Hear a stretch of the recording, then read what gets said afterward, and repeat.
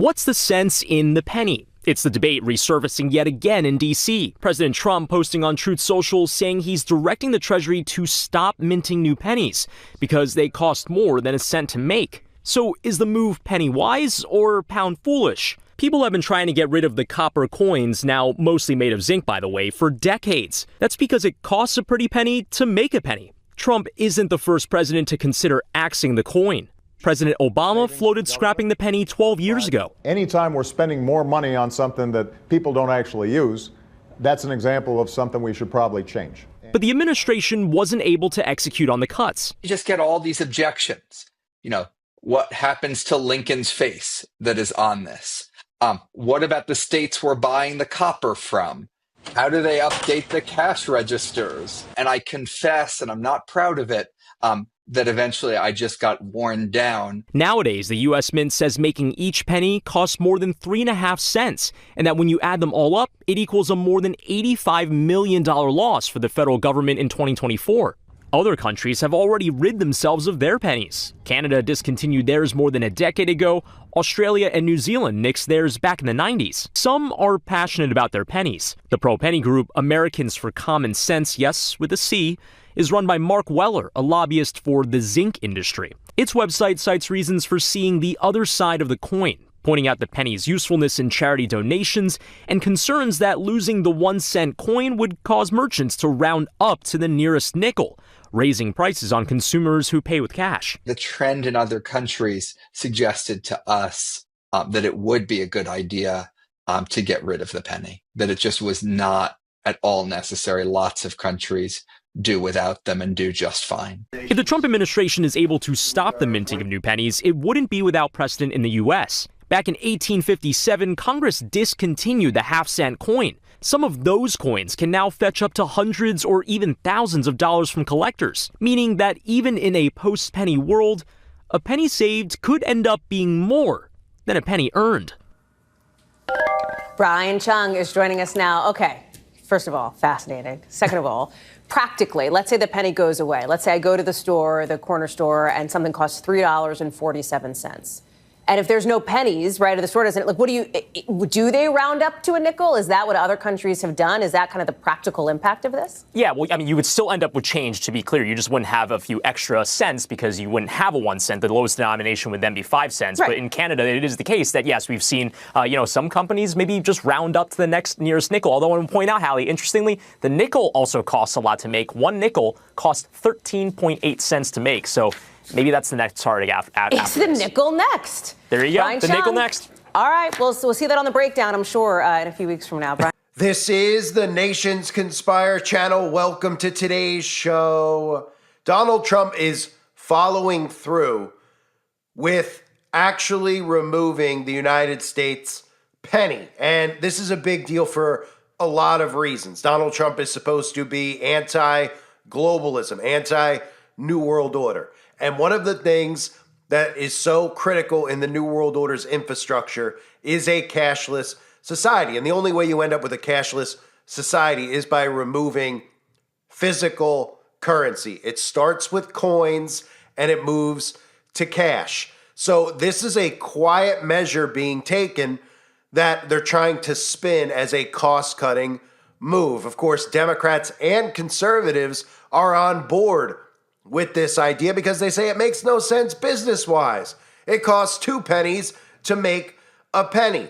And then, of course, it shifts from removing pennies, rounding up or down to the nearest nickel. And then what's the next problem? Well, the next problem is that it's too costly to make nickels, right? Getting rid of the penny introduces a new problem: nickels. So pennies are made up of 97.5% zinc, but they continue to pretend like they're 100% copper, and they continue to talk about it like it's fully made of copper. They're telling you that because they don't want you to realize that it is not that expensive to make a penny, but that's the excuse they will use to get conservatives on board with thinking that this is about business and not about New World Order infrastructure. Then you look at the nickel, right?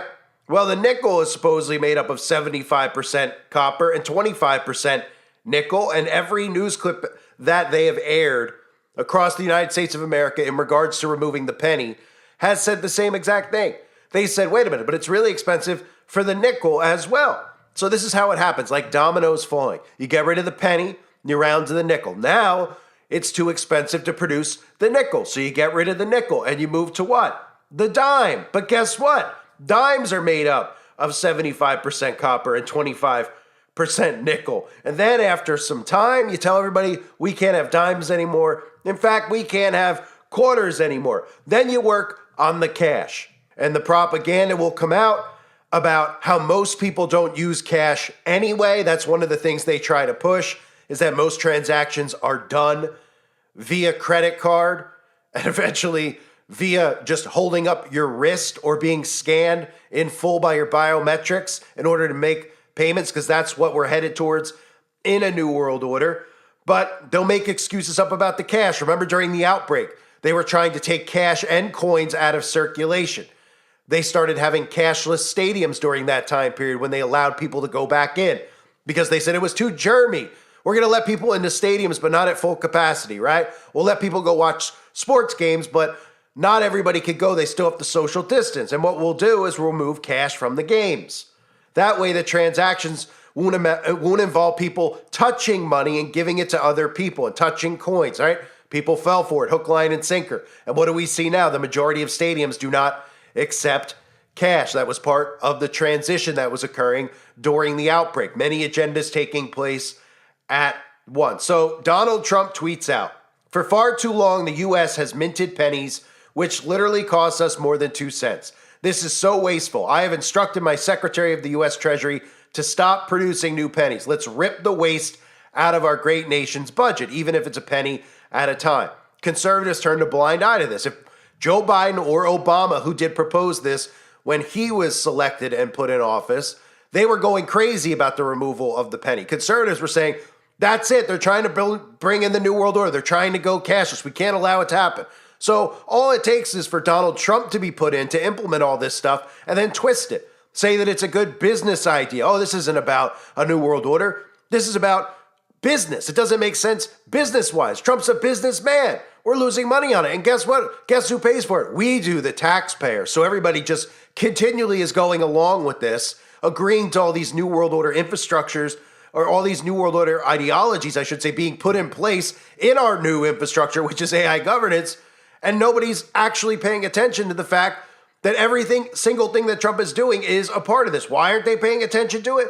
Well, this is why. Things like this. This is what everybody's paying attention to. While Trump is getting rid of the penny, then getting rid of the nickel, moving us towards cashless, bringing in AI governance, dismantling the government so you have AI operate the government. What are people seeing? Well, they're seeing stuff like this, right? I talk about how they constantly are talking about men and women who could play whose sports. These ridiculous issues is what everybody's distracted with. This is what they do in between telling you that they're going to bring in a new world order, that we're going to Mars, that we're going to have a technocracy, all this stuff that Elon Musk tweets. He tweets this.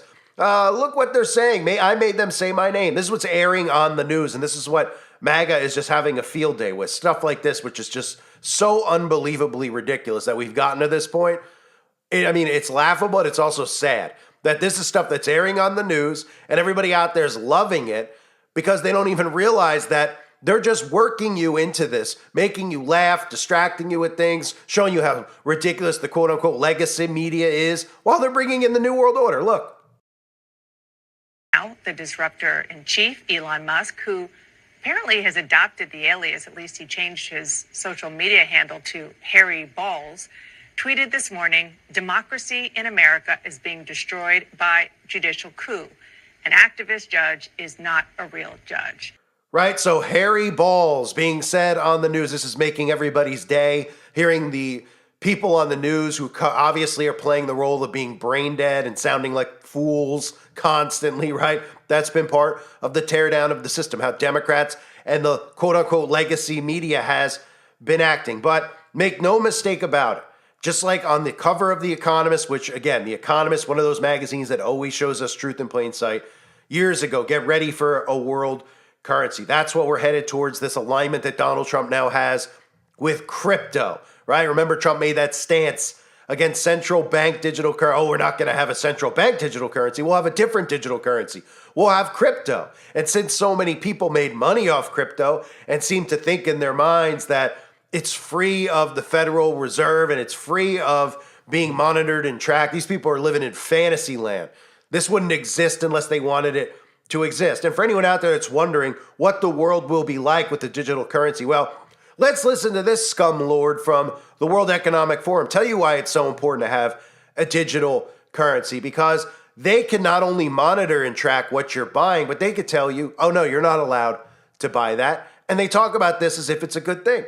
And the one final note I will make is that if you think about the benefits of digital money, there are huge potential gains. It's not just about digital forms of physical currency. You can have programmability, units of central bank currency with expiry dates. You could have, as I argue in my book, a potentially better and some people might see it, or a darker world where the government decides that units of central bank money can be used to purchase some things, but not other things that it deems less desirable, like, say, ammunition or drugs or pornography or something of the sort. And that is very powerful in terms of the use of a CBDC. So nobody gave these people the authority to be able to tell us what we can buy with our money. Of course, they use things like, oh, they're going to buy booze or pornography because they want people out there to say, hey, maybe it's a good idea. I don't want my kid to buy booze, or I want my kid to buy pornography. So maybe it's a good thing that Big Brother's watching and monitoring, so they can't do that behind my back. Instead of, because I'm too busy to be a parent, I'll let the government be a parent for me, right? And of course, that's nothing to do with the government caring about you buying pornography or liquor or cigarettes or whatever else it might be. It's about everything, having control over everything. And legitimately what this means, what he's saying is that, well, if you say things that we disagree with, if you post on social media, if you decide to protest something that we pass in a couple of years, even though we seem to be your friend now, when we tell you in 5 years that we're anti-LGBT or we're anti this movement, and you actually speak out against it, well, your bank account will be frozen. Oh, and by the way, you won't be able to buy meat. You'll have an allowance on the money you have where you're only able to buy certain things based on a carbon footprint. That's what this is all about. So that's what hell on earth sounds like. And we're moving closer to it, right? We see so many stores that are now going cashless, from KFCs to Subways, right? And I want to play for you a little treat from a movie from 1981 called Early Warning.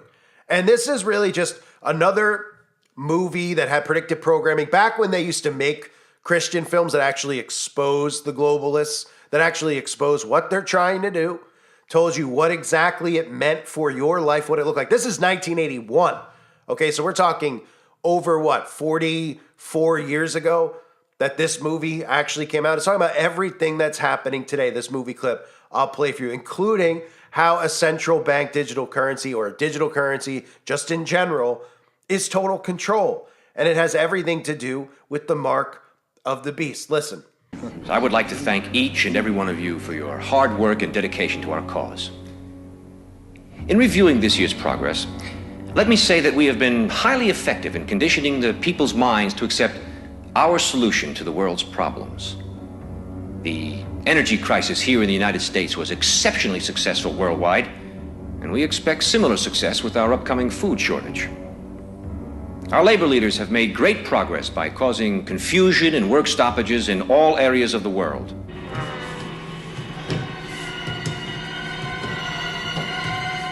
Financially, the dollar is being devalued even faster than we could have hoped.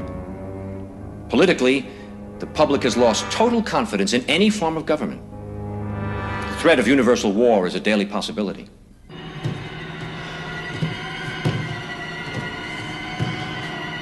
As you know, we ourselves do not need to hold any visible office of leadership. As a matter of fact, it's better that we do not. If we control the finances, news media, food, transportation, energy, we control everything.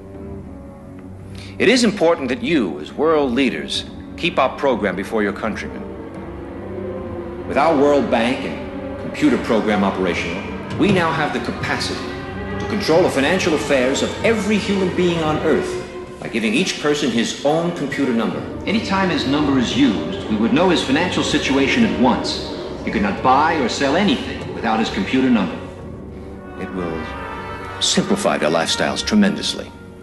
The end result will be a one-world monetary and government system that we alone will control. Yes. What about the people who forget their number, or their cards are lost or stolen? We've made provisions for that. By using this laser imprinter, we can painlessly and permanently affix the person's number to the back of his hand or his forehead if he so desires. The numbers would be easily read by this new ultraviolet scanning equipment. For the purposes of demonstration, I've had such a number imprinted on myself. Once this number is imprinted, it cannot be lost nor can it be changed. Now, are there any questions? What about the individuals who refuse to have this number implantation? We expect some minor resistance, especially from highly motivated religious groups. But eventually, hunger will cause even the most zealous to conform to our program.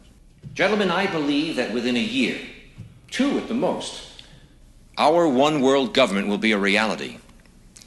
If we continue on our present course, it is my opinion that we could present the devil himself as a world leader, and the people would accept him. So this has been the plan for a long, long time. And you could see a movie like that or a clip like that, and of course it looks dated, but there's so much truth in it. There's so much truth in that because you see it being even carried out in today's world. At that time, it seemed like a crazy idea because the computer wasn't as normalized as it is now. There were no cell phones in 1981. This notion of being monitored and tracked didn't necessarily even exist in anyone's mind because the surveillance state seemed so far out in the distance that it wouldn't even be possible in most people's lifetimes who were alive in 1981. Fast forward to 2025, and what do we see? We see people that have Alexas in their home, listening to them, monitoring them. We have people who are on board with CCTV cameras being all around us. Every street light, every store now. You go to a CVS or a Walgreens. What happens when you check out of these places? You can look up and see yourself on candid camera, and you can wave to the camera. You're being filmed and monitored around the clock without your consent. But to them, your consent is going into these stores, right?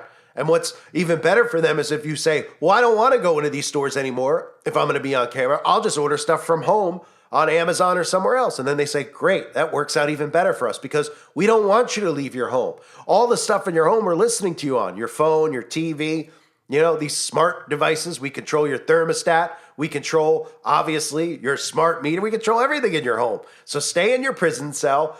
And when you do leave, just remember, you'll be filmed and monitored and we'll be watching you there too. So there's really no escape. And now, of course, that Starlink is hanging up high on its balloons or whatever it's doing up there, that we have Starlink monitoring us, even phones that are not connected to Starlink being monitored or being linked up to Starlink. Well, now there's really no escape. So you go back to the beginning of this video and what I'm talking about, right? Pennies, removing the penny. It sounds like no big deal because everybody listening to this would probably say, well, I haven't used a penny in a long time, right? It's just a penny. What could you buy with a penny anymore, right?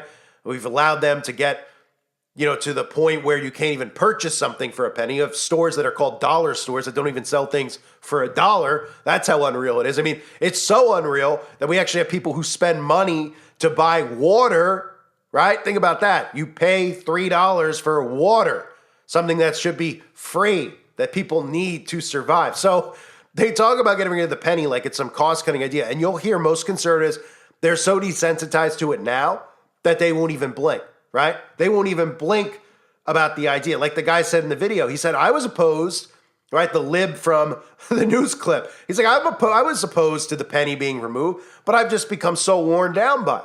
And that's exactly how they operate. That's why they bring all these ideas up and wear you down on it, desensitize you to it, until you just go, oh, whatever. Oh, whatever, Yeah, sure. Let them do this. Let them do that. They've been talking about it forever. Get rid of the penny. And then next, the nickel.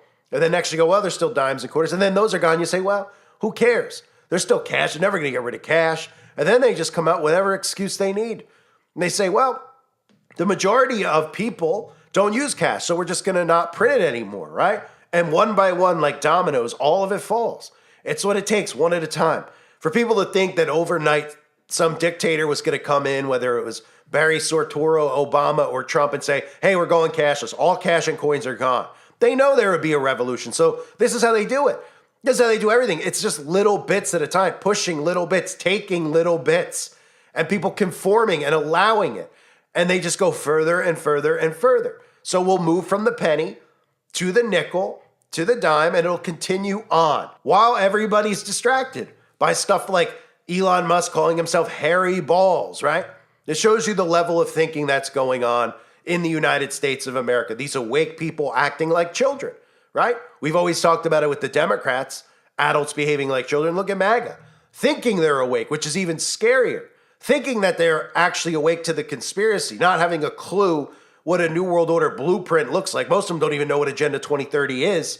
And then it's getting implemented in front of them. And they're not only on board, they're defending Donald Trump. They're defending the removal of the penny. They're defending AI governance by saying, well, it's better than me giving up an extra $500 a year so it, that goes over to Iraq so they can make Sesame Street programs, right?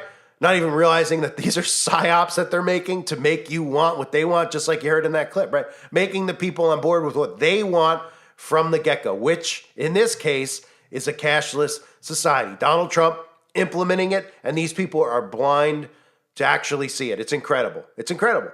But it makes perfect sense, right?